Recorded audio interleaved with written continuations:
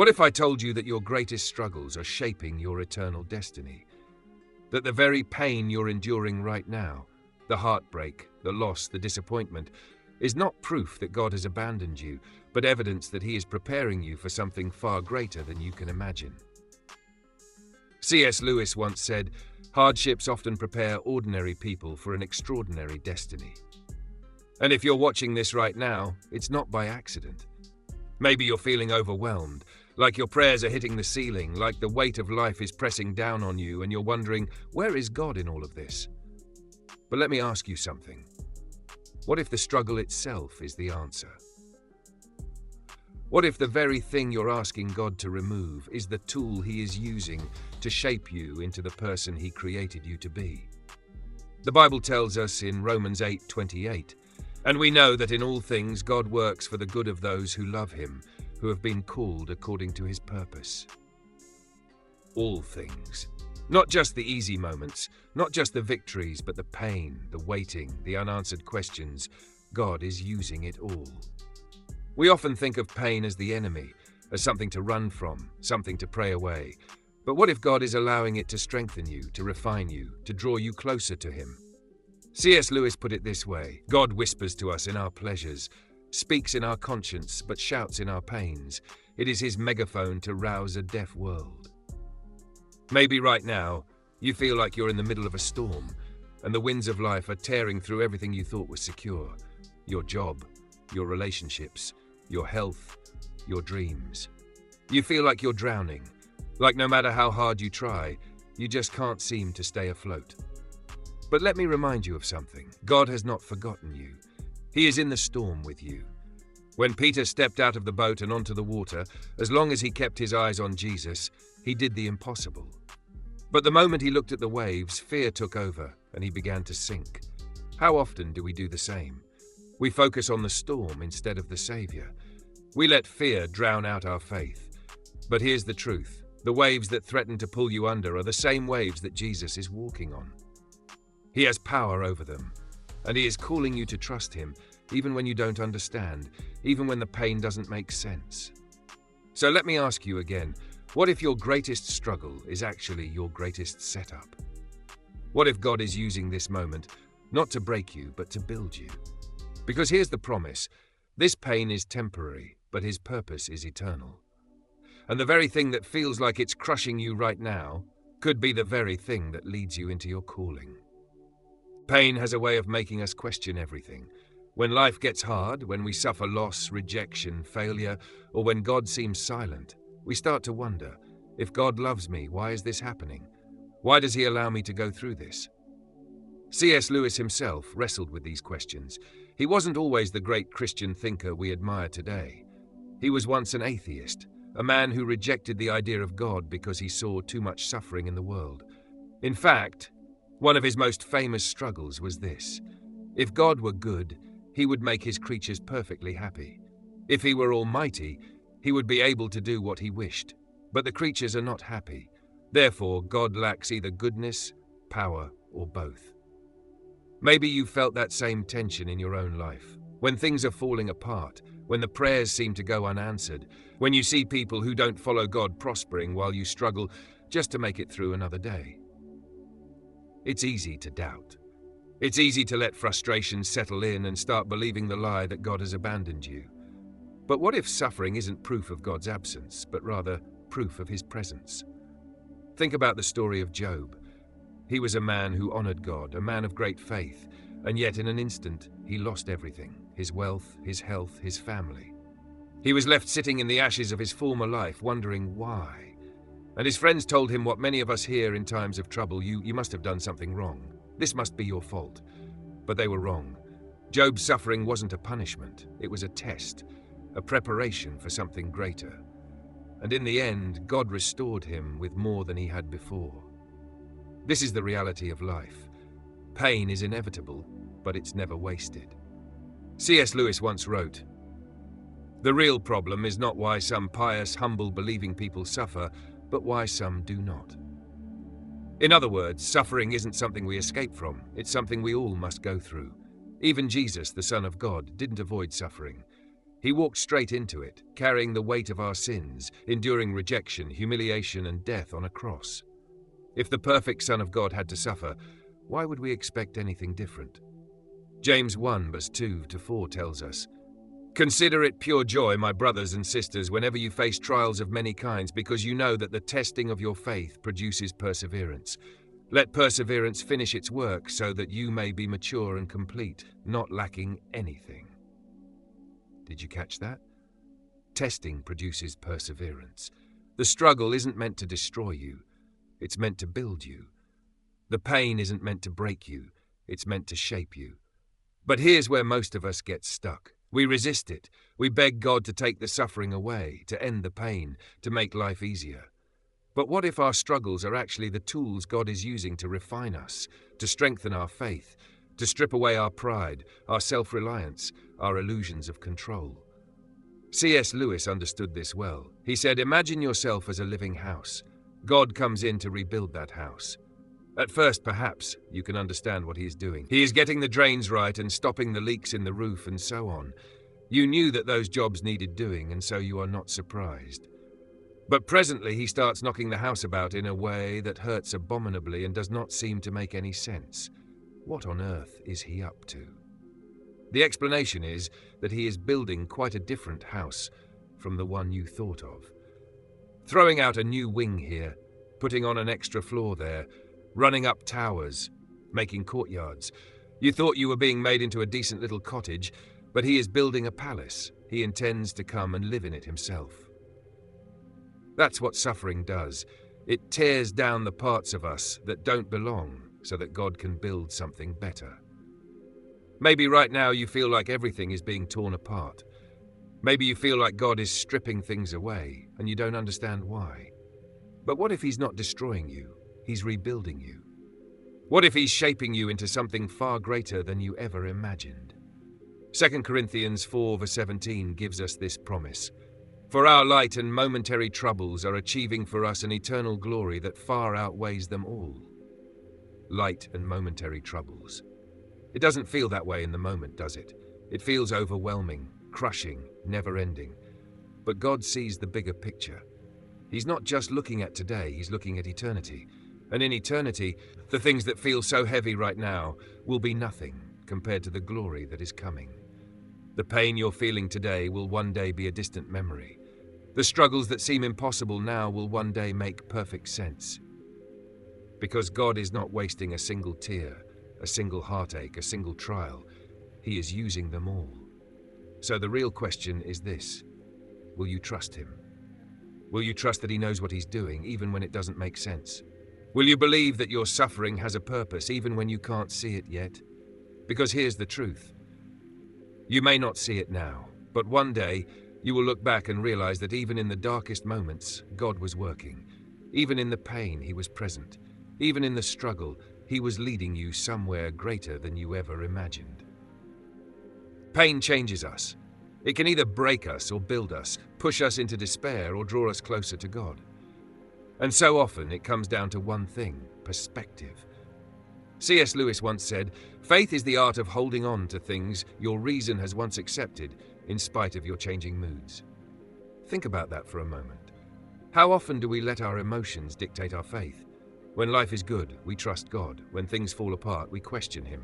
But real faith, deep, unshakable faith, isn't based on feelings. It's based on trust. The problem is, we live in a world that tells us to measure everything by what we can see. If we see success, we believe we're blessed. If we see failure, we believe we're cursed. But what if we've been looking at life the wrong way? What if suffering isn't a sign that God has left us, but a sign that he's preparing us? C.S. Lewis wrestled with this very idea. He once said, "We are not necessarily doubting that God will do the best for us. We are wondering how painful the best will turn out to be." And that's what makes suffering so hard, isn't it? It's not that we don't believe God has a plan. We just don't like the process. We want the breakthrough without the battle, the testimony without the test. But if we never walked through hardship, would we ever truly know how strong our faith is? Think about the story of Joseph. He had a dream, a God-given vision that he would one day rule. But before the dream came to life, He was thrown into a pit, sold into slavery, falsely accused, and left in prison for years. If Joseph had judged his life by what he could see, he would have thought God had abandoned him. But God was with him the entire time. Every betrayal, every hardship, every setback was preparing him for the very thing he had been promised. What if the same is true for you? What if your struggle isn't punishment, but preparation? 2 Corinthians 4:16-18 gives us this powerful reminder. Therefore we do not lose heart. Though outwardly we are wasting away, yet inwardly we are being renewed day by day. For our light and momentary troubles are achieving for us an eternal glory that far outweighs them all. So we fix our eyes not on what is seen, but on what is unseen, since what is seen is temporary, but what is unseen is eternal. A story that shifts perspective. Let me share a story with you. Imagine two people, both given a massive pile of bricks. One sees it as a burden, too heavy to carry, too overwhelming to handle. They grow frustrated, bitter, exhausted. The other, however, sees those bricks as material for something greater. They begin stacking them one by one, and over time, they build something incredible. Same burden, different perspective. The trials in your life are bricks.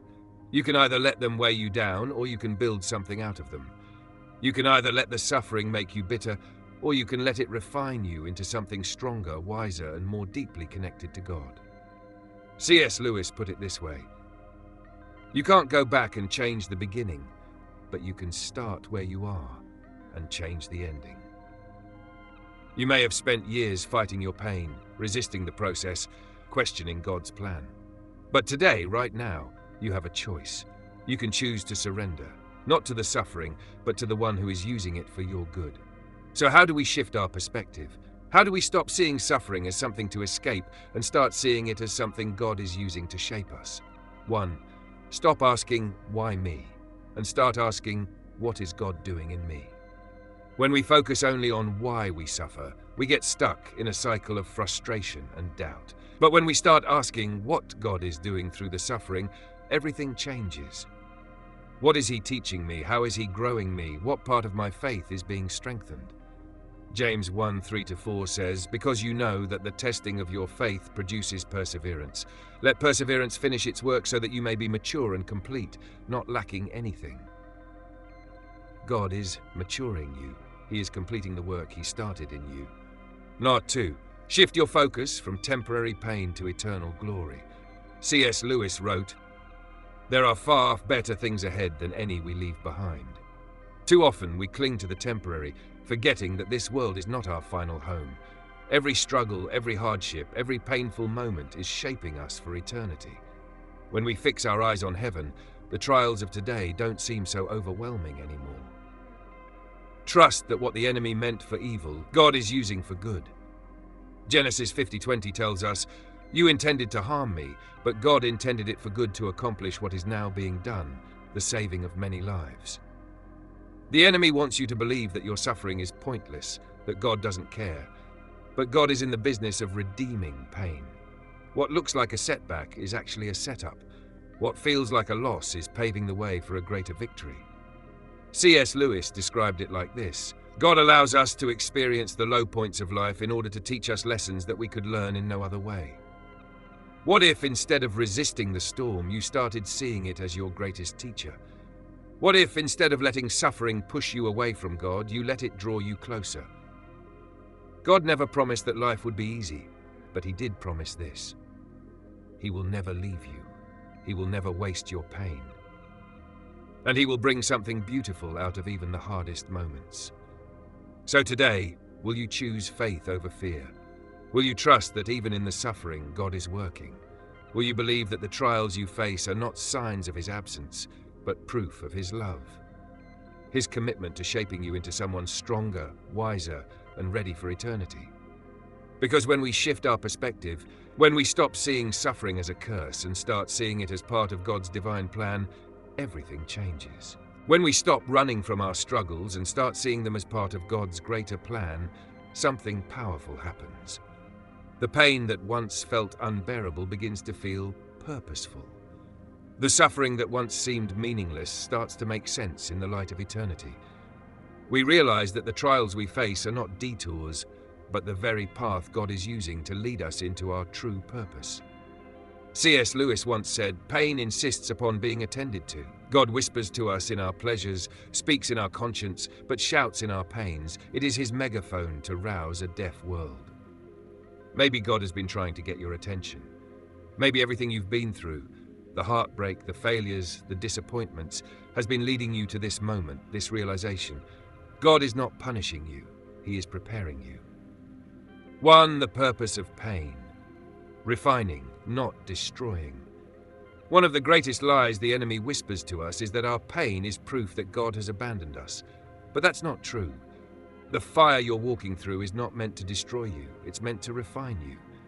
Isaiah 48 verse 10 says, "See, I have refined you, though not as silver. I have tested you in the furnace of affliction." Think about how gold is purified. It has to go through intense heat to burn away the impurities, leaving only what is valuable. That's what God does with us. He allows the fire, not because he enjoys watching us struggle, but because he is making us into something stronger, purer, and more like him. C.S. Lewis put it this way, "We are not made for comfort, we are made for greatness." Maybe the reason your life isn't easy right now isn't because God has forgotten you, but because he is shaping you into someone who can carry the weight of a greater calling. 2. The shift from earthly success to eternal purpose. One of the biggest shifts we must make is learning to measure our lives not by worldly success, but by eternal impact. C.S. Lewis once wrote, "Aim at heaven and you will get earth thrown in. Aim at earth and you will get neither." We spend so much of our time chasing after temporary things, money, approval, comfort, thinking that they will give our lives meaning. But true purpose isn't found in what we achieve, it's found in who we become in Christ. What if the very thing you've been resisting, the hardship, the struggle, is actually the thing leading you to your God-given purpose? Look at the Apostle Paul. Before he became one of the greatest voices for Christ, he was Saul, a man who persecuted Christians. His transformation didn't come through comfort. It came through an encounter with Jesus that blinded him, humbled him, and forced him to rely completely on God. Sometimes the greatest calling comes through the greatest breaking. Just 3. The power of surrender, letting God lead. So many of us hold on to control, thinking that if we could just figure things out, we'd finally be happy. But what if the secret to finding true purpose isn't found in striving, but in surrender? Proverbs 3:5-6 tells us, "Trust in the Lord with all your heart and lean not on your own understanding. In all your ways submit to him, and he will make your paths straight." C.S. Lewis wrote, "Give up yourself and you will find your real self. Lose your life and you will save it." We think surrender means losing, but in reality, it's the only way to truly win. When we let go of our own plans and trust God, he leads us into something far greater than we could have ever imagined. Maybe that's what God is asking of you today. Not to figure everything out, not to have all the answers, but to simply say, "God, I trust you. Even when I don't understand, even when it hurts, even when I can't see the full picture, I trust that you are good and you are working for my good." 4. Walking in purpose, living for more than this world. So how do we start living with true purpose? How do we shift from seeing life as random struggles to seeing every moment as part of God's divine plan? Here are 3 powerful steps. 1. Stop looking at life through a temporary lens. 2 Corinthians 4:18 reminds us, "So we fix our eyes not on what is seen, but on what is unseen, since what is seen is temporary, but what is unseen is eternal." This world is not our home. The pain you feel today will not last forever. The struggles you're facing are temporary compared to the eternal joy waiting for you. Hatana 2. Start asking, how can God use this? Instead of asking, why is this happening to me? Ask, how can God use this for his glory? Joseph was sold into slavery, falsely imprisoned and betrayed.